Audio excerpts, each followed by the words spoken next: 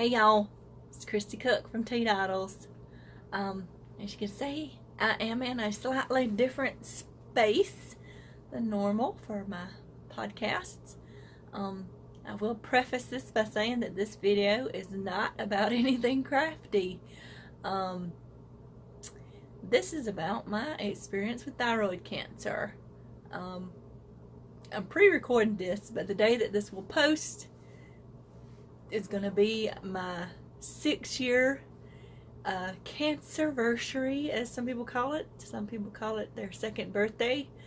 But that is 6 years cancer free, which is always an awesome thing, which is why I'm wearing my #thankful shirt today. So I decided to sit somewhere a little more comfortable, since I am just going to be talking. I'm not going to be showing y'all things except my scar. But yeah, I thought I would do this video because I know other people have had experiences with cancer, and I know some people have thyroid issues, or maybe you've had thyroid cancer or know someone who's had thyroid cancer. It is not a common cancer. It is a cancer that is on the rise, which is unfortunate. I know breast cancer. My mother is a breast cancer survivor. She 17 years cancer free, which is awesome. And everyone knows that October is Breast Cancer Awareness Month. You see it everywhere. You see the pink, everything. And what that has helped with is funding to help with research for that cancer. And they have made some great strides in treatments and cures. Cures, you know, just helping with breast cancer. What you may not know is that September is Thyroid Cancer Awareness Month. It is not widely advertised. As I said, it is not a very common cancer, but it is on the rise, so it does need that funding to help with that. Thyroid cancer is normally, in most cases, a very slow growing, highly curable cancer, which is awesome. What's unfortunate is that even some doctors will tell you that it's a good cancer to get, which is ridiculous, because the very definition of cancer basically is cells behaving badly. So there's nothing good about that. I don't care how curable it is. It's not a good experience for anybody to go through cancer, and you're left without a thyroid, which in most cases, which is something you cannot live, well, let me say this, you cannot live without the hormone that it produces. So you are left taking a synthetic hormone for the rest of your life. Your thyroid produces TSH hormone is what it's called. It's T4 and a little bit of T3. Most of your T4 gets transferred to T3. And it controls your metabolism, which means it affects every part of your body. It affects your heart rate. It affects your skin. It affects your ovaries, your eyes, your hair. It affects everything in your body, which is to be expected since it's a hormone that you cannot live without.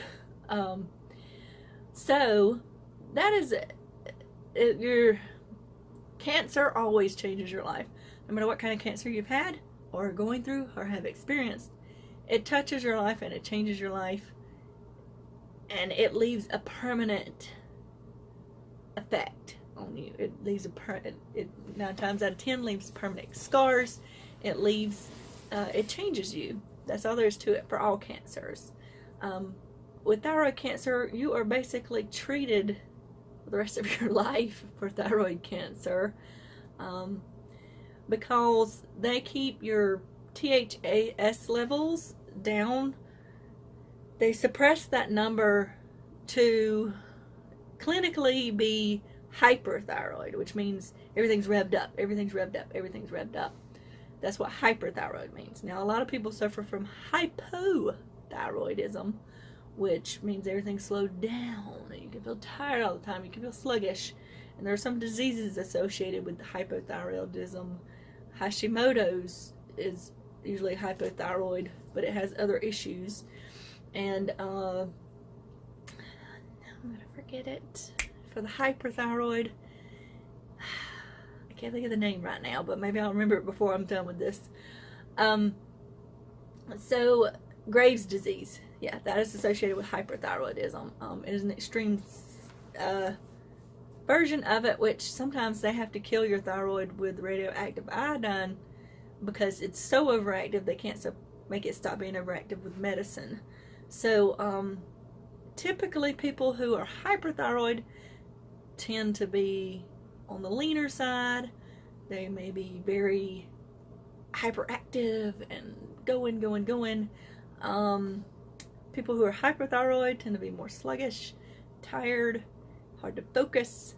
The thing about not having a thyroid at all and depending solely on the medicine for that hormone is that they suppress it to the point where the numbers show that you're clinically hyperthyroid. That number would be technically hyperthyroid. But because you have no thyroid, you still experience the effects of being tired and sluggish of being hypothyroid. Because I am permanently hypothyroid because I have no thyroid, right? So that just lets you know a little bit about your thyroid. And if you didn't know, your thyroid sits right in here. It's a butterfly shaped. It's not an organ. I think it's not a gland.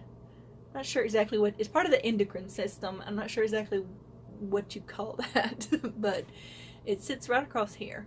Okay. And I didn't know as much about a thyroid as I do now. I had no problems with my thyroid prior to having thyroid cancer. None. And some people do experience problems up until the point that they may eventually have thyroid cancer.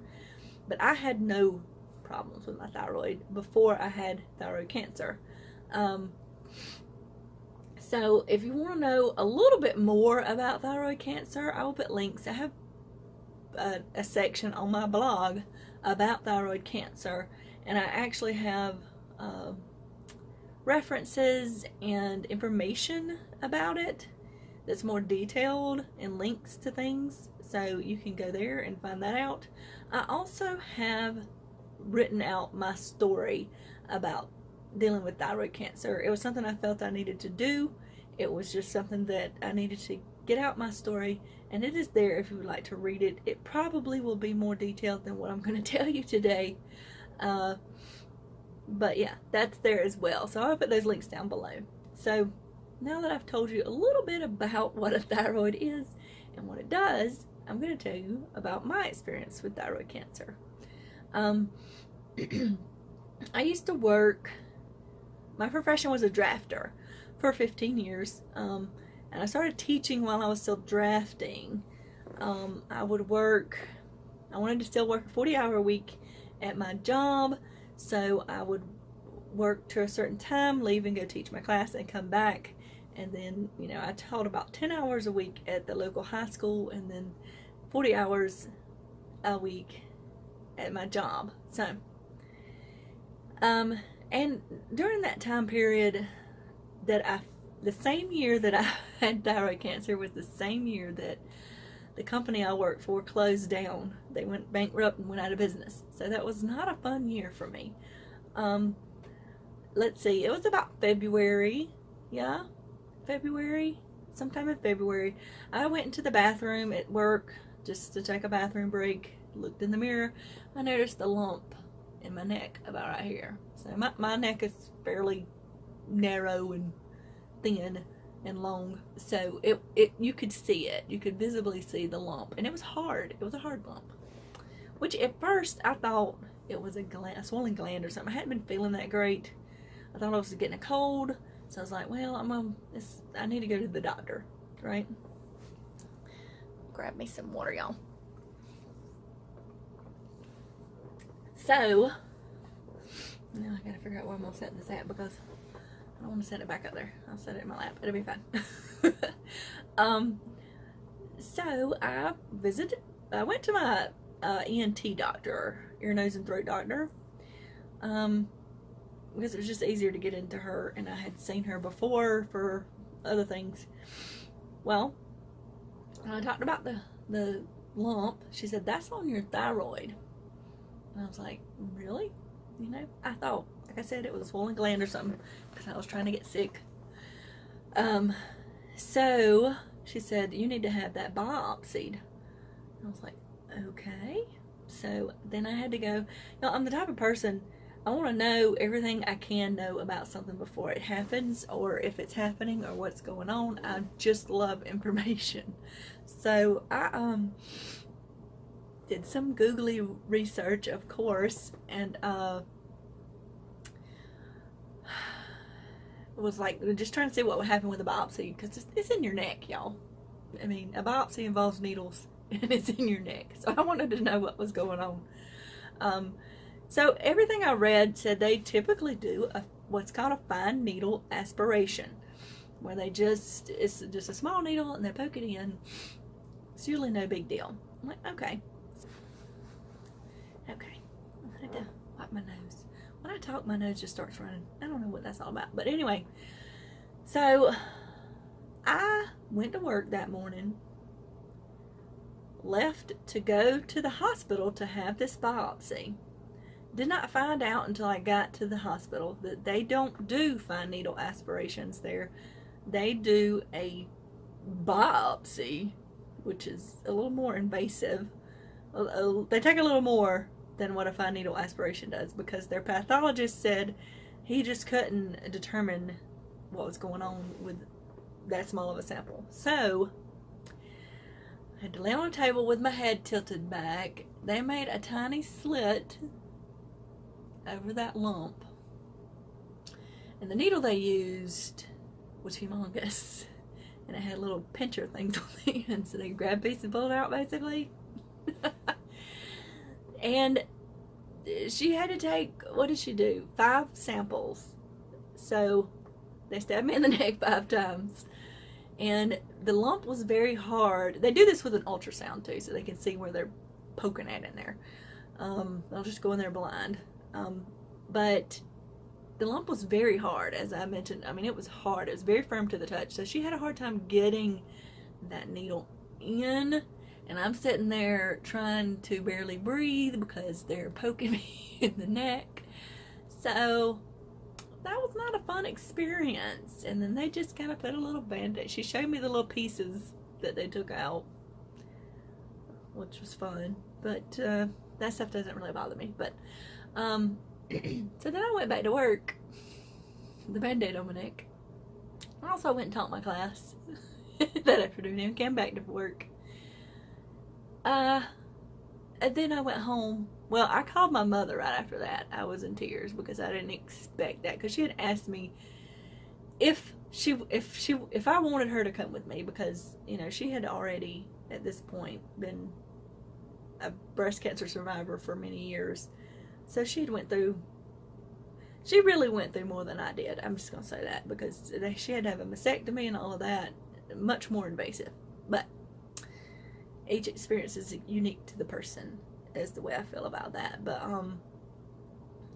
and I had told her no, it probably wouldn't be a big deal, you know, because I thought I was expecting the fine needle aspiration.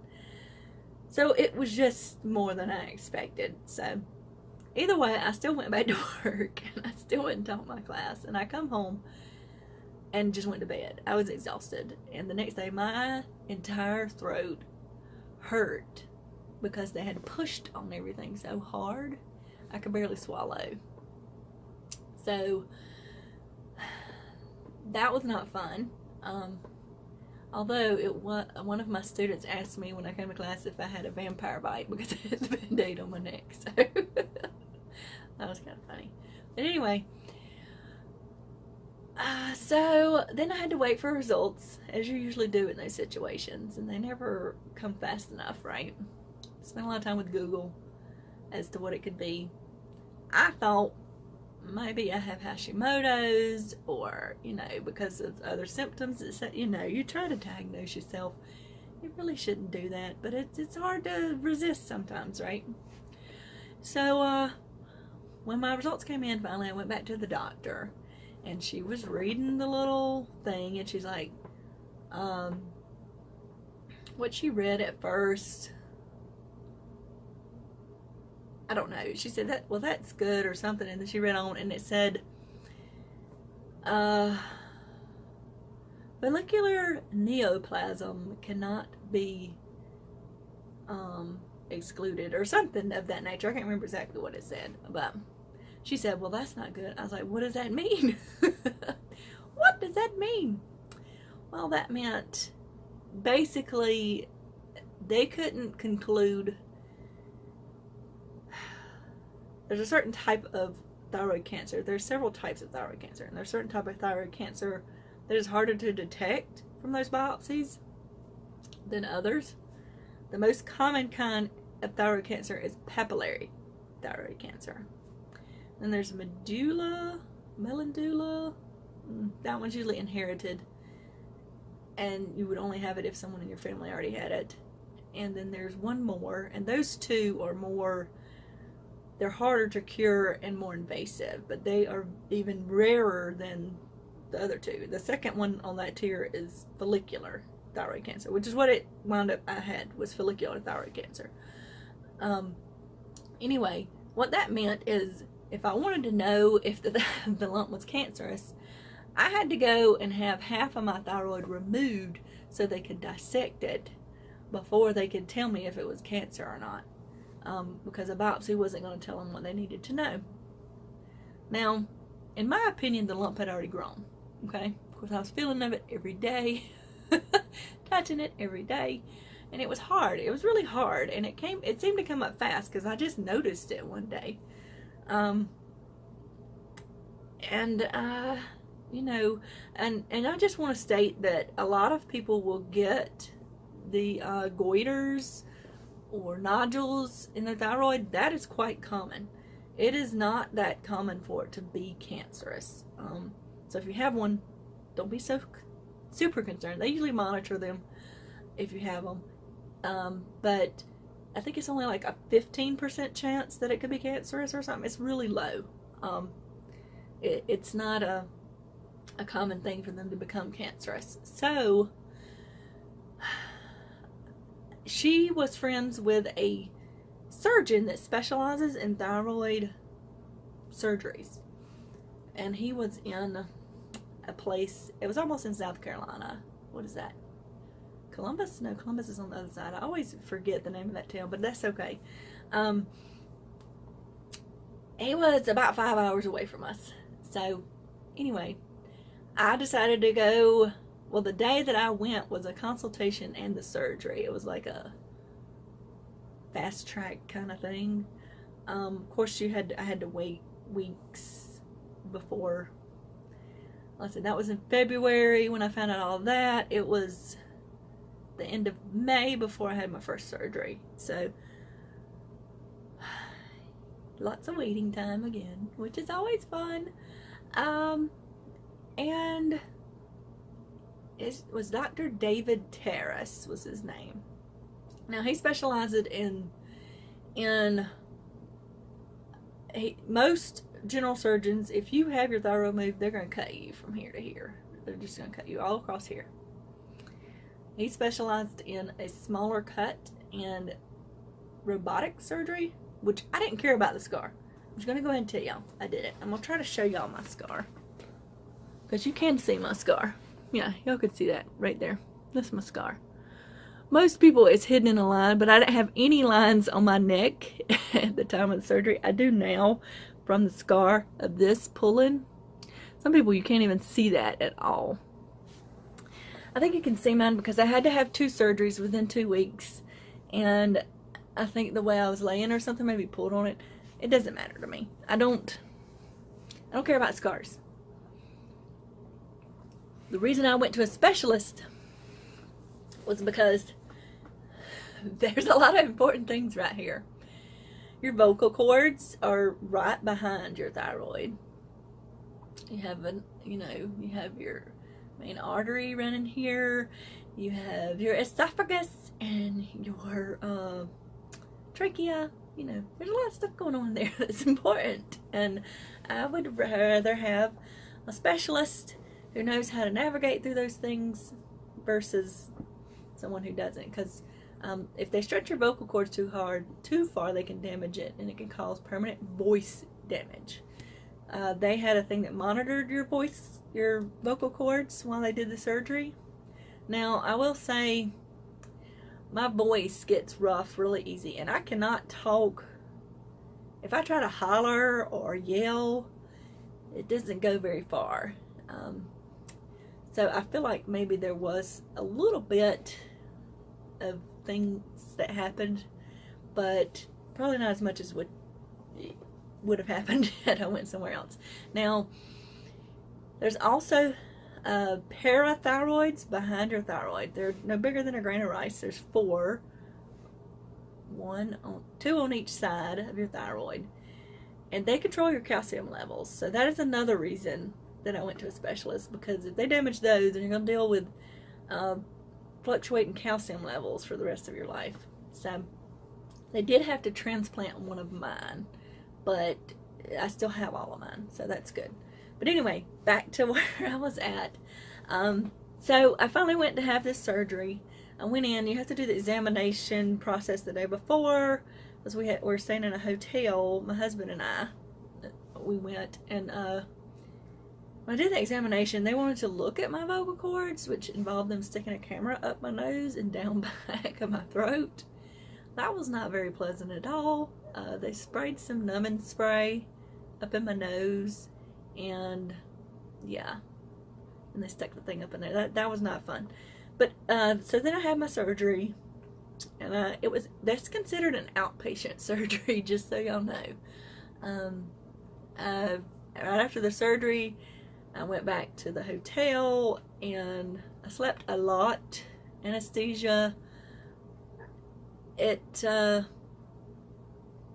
My mother has that problem too. I react weird to medicines, so I slept a lot after these surgeries. But anyway, so I went back to work the following week. I was out of work for about a week, and at the end of the week I got the call, and it was thyroid cancer. Like I said, follicular carcinoma. Funny thing about that, my husband was telling some friends of ours what I had, and he said I had testicular cancer.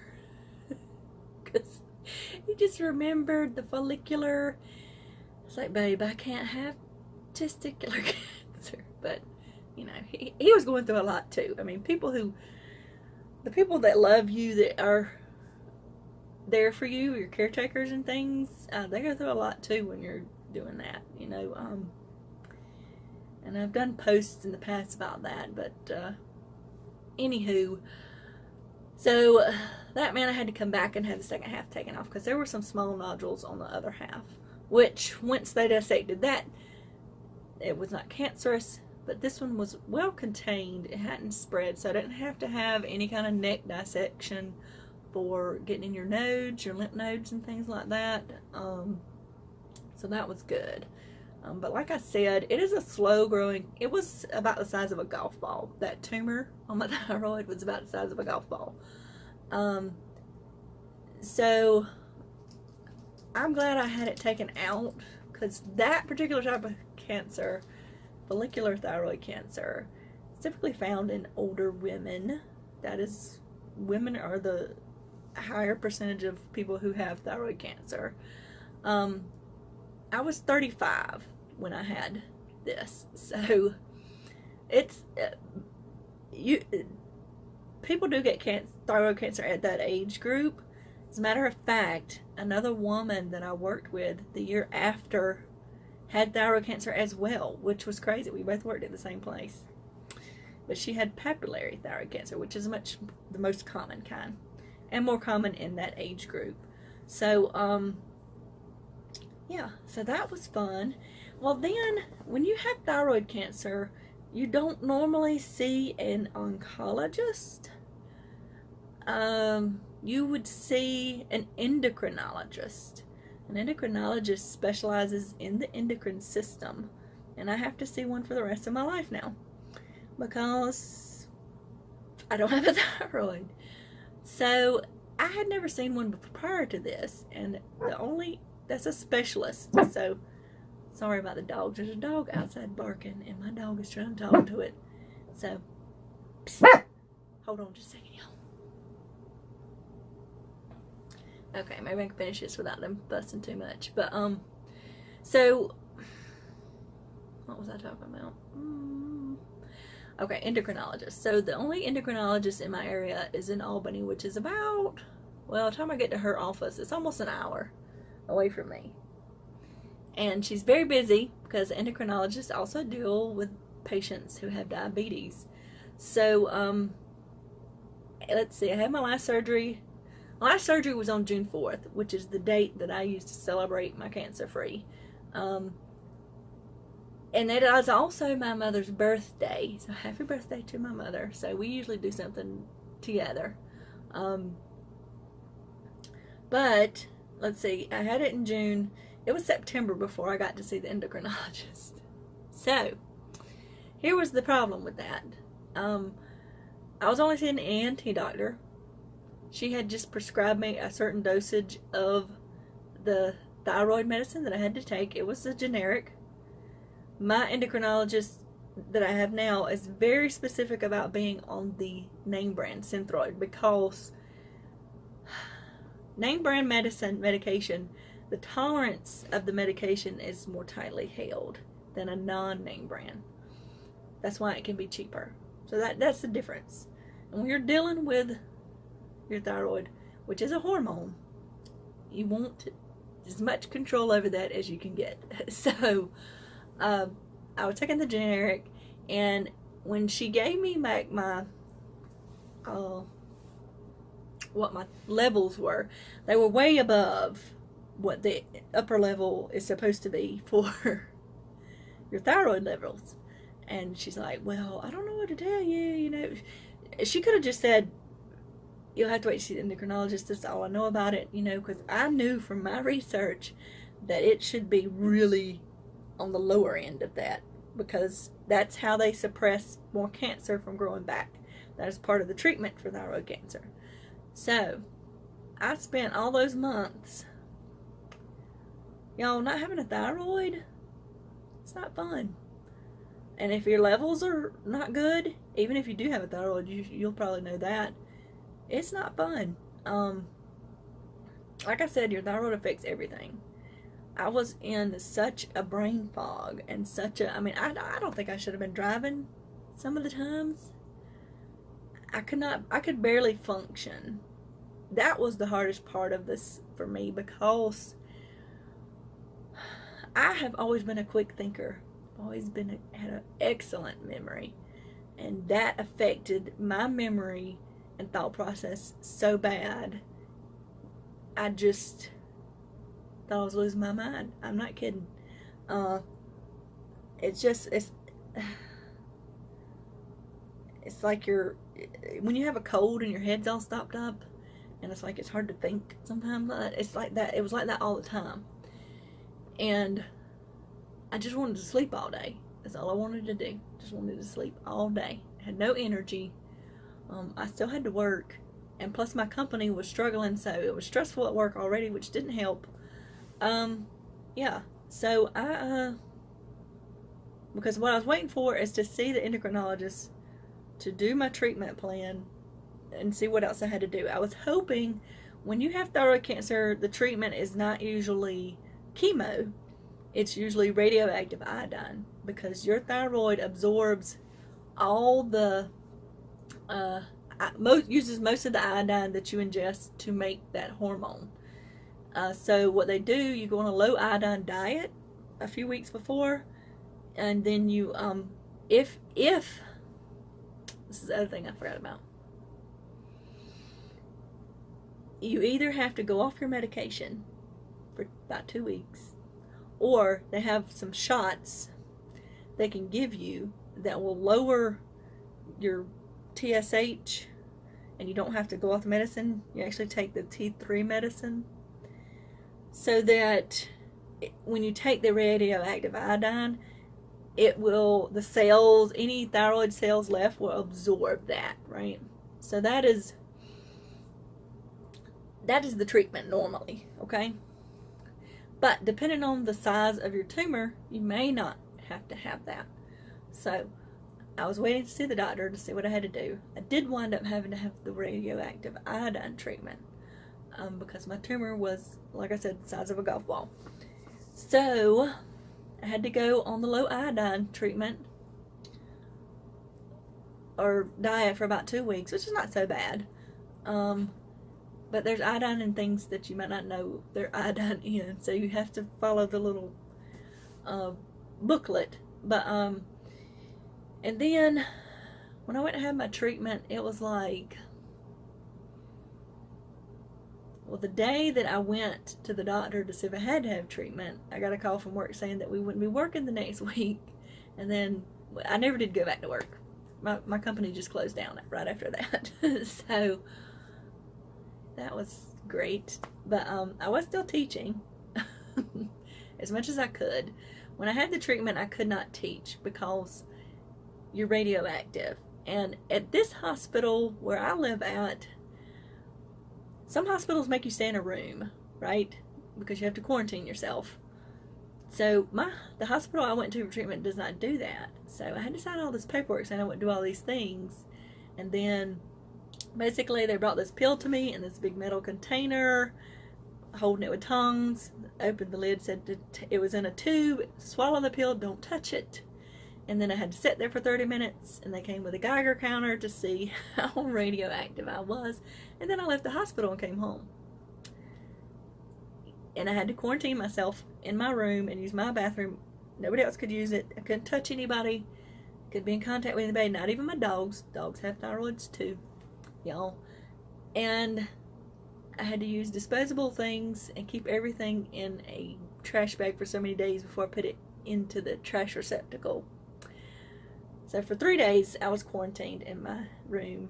Had to wear gloves if I went outside the room and touched anything. That was not a good experience either, because not being able to touch your family is not fun. Okay? I usually drove my son. We have a longer driveway, and there's not a lot of street lights out where we live, so I usually drove my son to the bus stop. I drove him to the bus stop every day until he graduated high school, and I couldn't do that. But what we wound up doing, because it was like a Friday, Saturday, and Sunday I did this.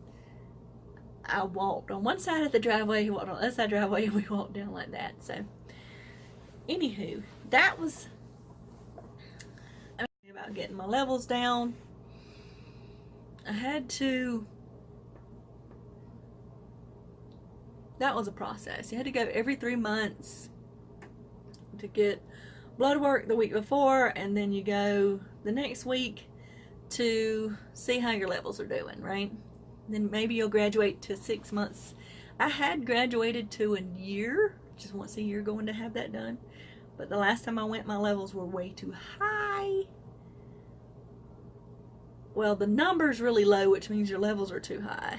That's kind of weird, but so I had to go back 4 months, and now I have to go back again in 6 months. So anyway, so this is something I have to deal with for the rest of my life. I will always go once, twice, up to 4 times a year to have my blood drawn, and then to visit the doctor to see how things are going.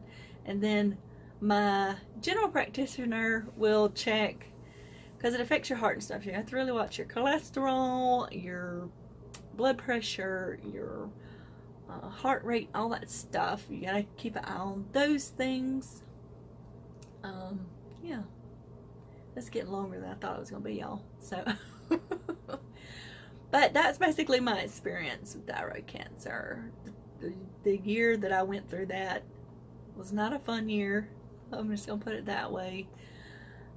I have gotten, finally my levels are to a point where I can function and think straight. I will say my short-term memory is horrible. You've probably noticed it when I'm talking. I'll forget what I was going to say. That's what I mean by short-term memory. I can be thinking and talking, and all of a sudden it's like I forget a word, or it's very annoying to me because that never happened to me before, which some people will say that's because you're getting older, but I'm 41, y'all. And that never happened before I had thyroid cancer. So I will say that. And also because my levels are too high, which I think they've dropped down a little bit. It also competes with other hormones in your body. I have always had horrible female troubles, and the reason my levels went so high with my thyroid is because my primary physician changed my birth control medicine to a lower estrogen dose because I feel like my estrogen's too high because I'm just a crazy person sometimes when it comes to that. And I have very heavy cycles typically. So she changed that, and that was feeling much better because I either have endometriosis or polycystic ovarian. I can't remember what it is exactly, but I know I went to the gynecologist one time and she looked at my ovaries, and there were so many cysts on my ovaries she couldn't even keep track of them anymore because there were so many of them little plus signs where she was measuring them. So the only way to determine exactly what's going on in there is for exploratory surgery through my belly button, which I just haven't done. So so all that stuff competes with each other. So when I talk about being tired at that time of month, that is why, because my endocrinologist told me to take some iron, which I never remembered to take.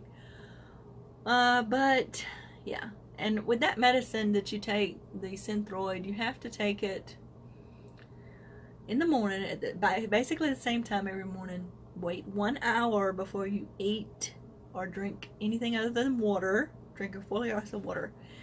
That ensures that it gets fully absorbed into your intestines, and it will be less likely to fluctuate as much. It still fluctuates because I get the same dosage every day, so when other hormones fluctuate, it affects it, and you can't really do anything about it. If you had a thyroid that's functioning properly, it will adjust for that most of the time.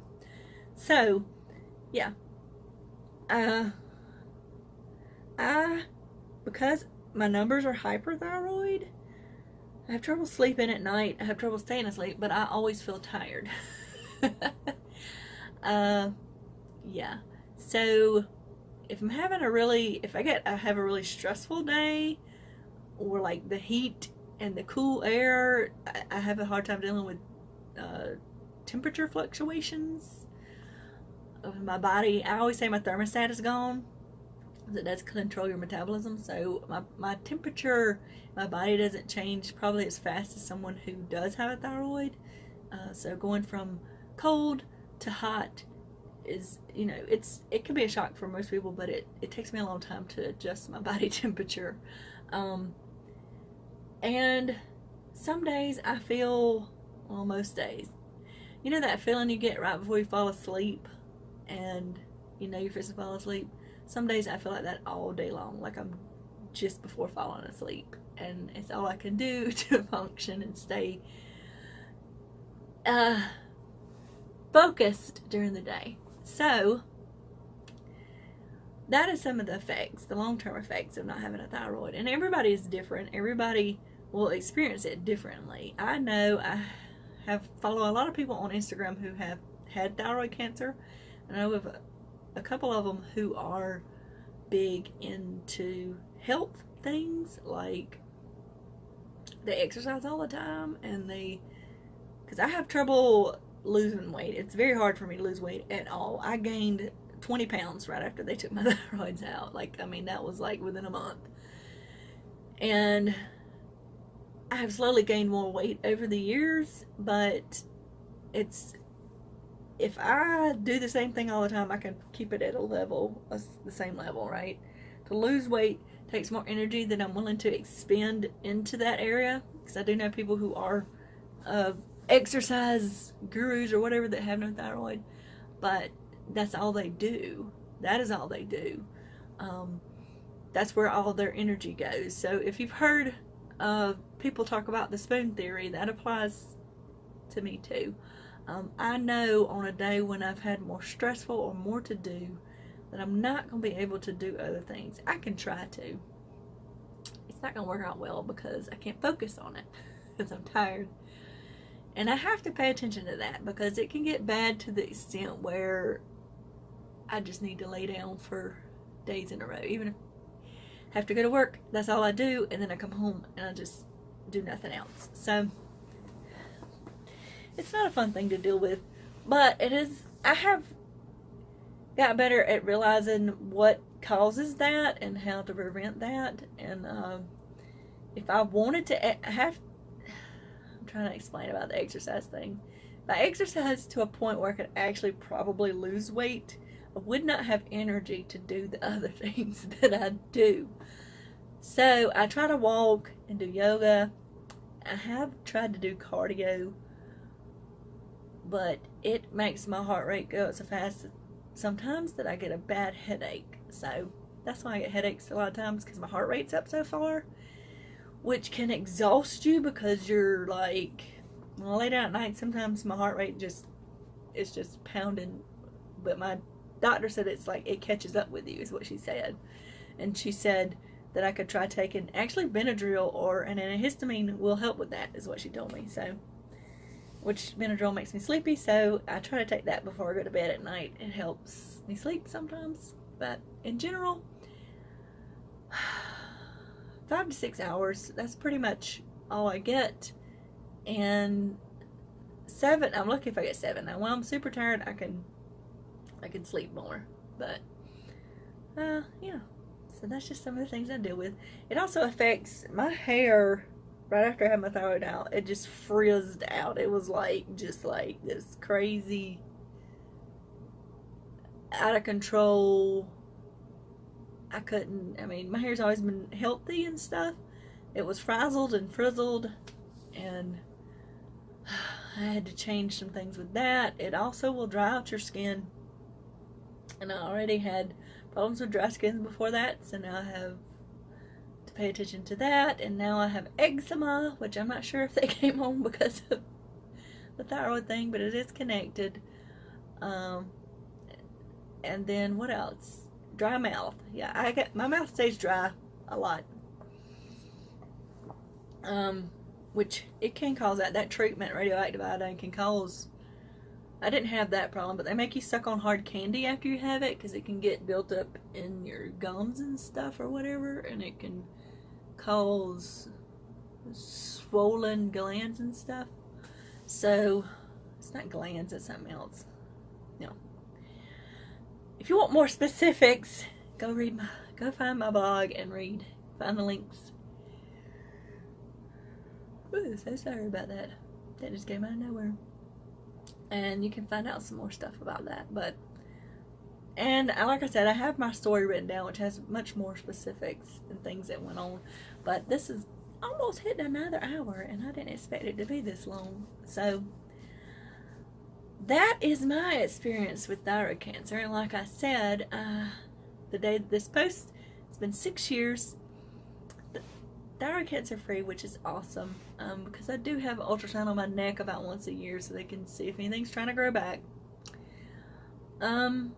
Yeah, and you're like, I don't know, I think it's 10 years before they maybe consider, well, my dosage will probably never change. It'll always be like that because you can't really, it's hard to function with it being at a regular level for someone who has a thyroid, because I don't know, it just doesn't work the same.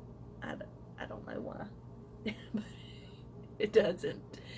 And so, if you have any questions, feel free to ask me in the comments. I'm always open to answering any questions you might have. Please think about that when I'll be reminding y'all again in September when it's Thyroid Cancer Awareness Month. And I will. The ribbon color for that is actually a multicolored ribbon. It is purple, pink, and teal. And the lady that came up with that, each color represents something, and I don't remember what it is right now.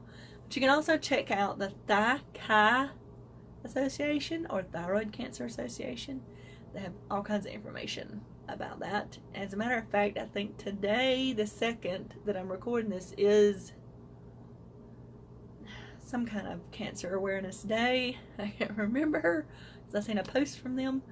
So, just think about that. Your thyroid's super duper important, y'all. Remember to check your neck. And like I said, even if you do find a lump, don't worry too much. I know that's not going to help, but it's the percentage of it being cancer is pretty low. But they can get so big. Some people have goiters that get so big that it interferes with their breathing and their swallowing, and they may have to have surgery to remove that because it's constricting things. Now, I just this year, one of my aunts. I'm the first person to have thyroid cancer in my family. Although I did find out afterwards that a lot of people had thyroid troubles that I never knew about. But I have an aunt. It's my mother's oldest sister. She had thyroid cancer this year. I think hers was papillary cancer, and it was hers tumor was smaller than mine. But she's always had thyroid problems. She has struggled with it. I think she was hyperthyroid for a long time, and then she's had troubles with it throughout her life. So one of her nodules turned out to be cancerous. So she just recently had surgery to remove her thyroid within the past month or so. I think she's still waiting to see the endocrinologist, or she's already seen them. She has seen the endocrinologist. She's going to see the same one that I'm seeing. It's the only one in the area. But she's allergic to iodine. So they are going to be, they got to figure out what they're doing for her treatment and stuff like that. So, okay. I'm getting tired, y'all. This is my 3rd video today. This one went much longer than I thought it would. But that's just some information about my experience with thyroid cancer. I hope y'all find that interesting, and maybe it's helpful to somebody. I don't know. But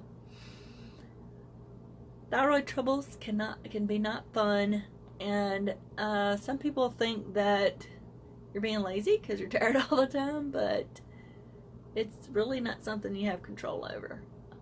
Honestly, it's I still try to stay pretty active because that's who I was before, but I have to take breaks and I have to rest sometimes, or it will just get worse. So that's something I've had to learn, is to slow down just a little bit. So that is something. I wrote a blog post a while back about how I was grateful for my experience with thyroid cancer, because it showed me, like I said, I was working 40-hour weeks plus 10 hours teaching plus whatever else I was doing, and I was just working all the time. It was stressful, it was tiring. I believe the stress of being at that job is what caused me to have thyroid cancer, but it made me slow down and realize that life is short, and I really wanted to be working on the things that I wanted to be doing. That's why I do the crafty stuff, y'all. That's what I've always wanted to do. So that is something that came out of that, is me realizing I was kind of throwing away that part of my life. So everybody's experience is unique and different, so I'd love to hear about them. If y'all would like to share, you can email me if you don't want to put it in the comments. And like I said, if you have any questions about it, let me know. That sunlight from my window is doing weird things to my face. I was trying to close.